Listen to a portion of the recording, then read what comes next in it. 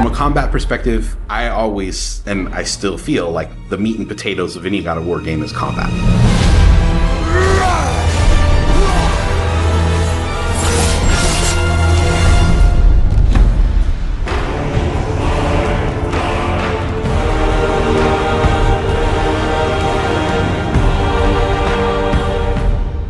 My name is Roberto Clemente, and all my friends call me Bert.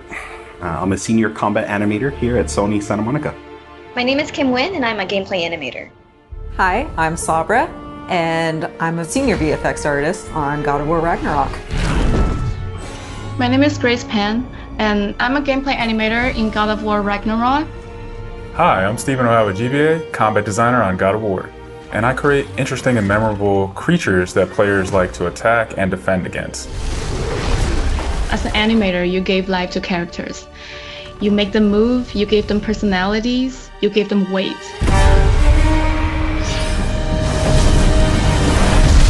My role as a VFX artist is to put the power behind a move. You are in control of fire and earth and water and wind. Whether you are throwing your axe or on the receiving end of an enemy spell, VFX is what really gives the movement and the danger to every move that a character or enemy makes. I work really closely with the design team and the tech art team on this project specifically. We actually work a lot with camera, along with the guidance of our great camera team, so I find myself doing fight choreography sometimes. One of the most challenging parts about being a combat designer isn't the technical implementation of creating a creature, but it's really navigating that line between frustrating and engaging. We want to make something that makes players lean forward and focus and really try hard against that enemy and feel good about overcoming that, but we don't want to make them feel defeated if they can't figure something out. And then it feels rewarding when you win, not because it was impossible, but because it was fun and engaging. After the last game, we've heard the community cry out for more mini-bosses, bigger creatures, and enemy variety, and this time we really leaned into that. So in God of War Ragnarok, you're going to be traveling to all 9 realms, and each realm is going to have like its own theme of enemies that are very unique to that space. For example, in Alfheim, we're familiar with the Dark Elves, but this time around we're going to be fighting Light Elves, such as the Light Elf Warrior. One of the key learnings from the last God of War game is we don't have to think about the camera and how close combat is going to feel. We already have that knowledge, so we can build upon the close camera that we have, and we can iterate on enemies, creating more interesting scenarios.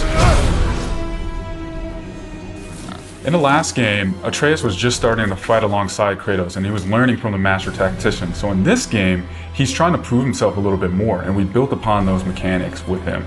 The previous God of War, Atreus was still a kid, right? So he has a lot of dependency on his father. And for this game, you'll see Atreus moving more independently on his own as a companion. In regards to VFX for Kratos, I think what the players really love is the powerfulness of it. When you are playing as Kratos, you really do feel like the God of War. And moving into Ragnarok, we want to really make something bigger, make it stronger, make it more of a spectacle. You want them to be like, oh my gosh, I didn't know that the Blades of Chaos could get even better, but look at that. So as Kratos gets more powerful, he's going to have access to newer combos and newer abilities that will increase the combat depth of each weapon. For the Blades, one of the moves that I've really enjoyed from previous God of Wars is the combat grapple, and we're going to be bringing that with a new twist. I'm very excited for players to try the blade grapple traversal moves. That brings so much more speed into the movement and the dynamic feel to it. One of the ways we've expanded Kratos combat this time around is we've given more utility and choice to the shield loadout. If you are a parry person, you could really go for a shield that gears towards parrying. If you're a big blocker, then you could choose a shield that will really match your playstyle. One new mechanic or element that I'm really excited about is these combo finishers. Building up the stun meter this time around is going to lead to different ways to basically decapitate the enemy. You're going to be able to choose, which weapon you want to have when you kill a guy. Another feature that we've added for Kratos is his new pre-fall attacks. So you could jump off a ledge, and if there's an enemy below you, you could slam down on him. There's such an emphasis on verticality in some of these fights that it's super engaging. And as Kratos, now that you have so much mobility and that you can also take advantage of that verticality, I think it just adds such another interesting layer to a fight. In God of War Ragnarok, we've enhanced the Kratos and Atreus duo. He's going to initiate a little bit more and be aggressive. He's going to fight alongside you and sometimes even surprise you with his combo abilities too. Some of the new expanded companion actions that you'll see Atreus do leverage the fact that he's older now, he's bigger now. And he's different from Kratos, so his magic has a different flavor.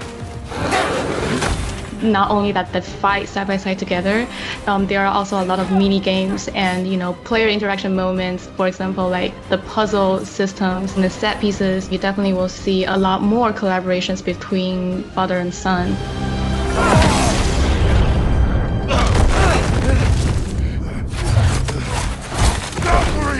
Odin must have sent them! There's so much that goes into building a big set piece.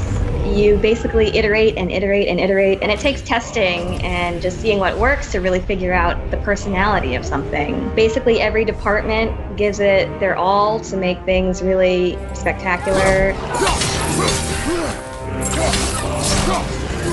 There were a lot of different times that I would look back at God of War games just through the ages before 2018. There were so many amazing, huge boss fights and set pieces that it was a huge inspiration for me on my time on this project. For the old father! Our design philosophy for creating new and memorable enemies is basically making them a combat puzzle, similar to like chess, and focusing on the chess pieces. Each piece has its own theme and its own use. You need to be able to see what's happening in an instant and be able to react as the player. There's a couple of different ways that we go into making an attack very readable for the player. Sometimes we add a signature audio cue, or we'll add the different rings, such as what we did in the last game, that lets you know that this attack is unblockable, you need to dodge it. There's so many different ways that VFX really helps not just show what an enemy is about to do, but show who the enemy really is.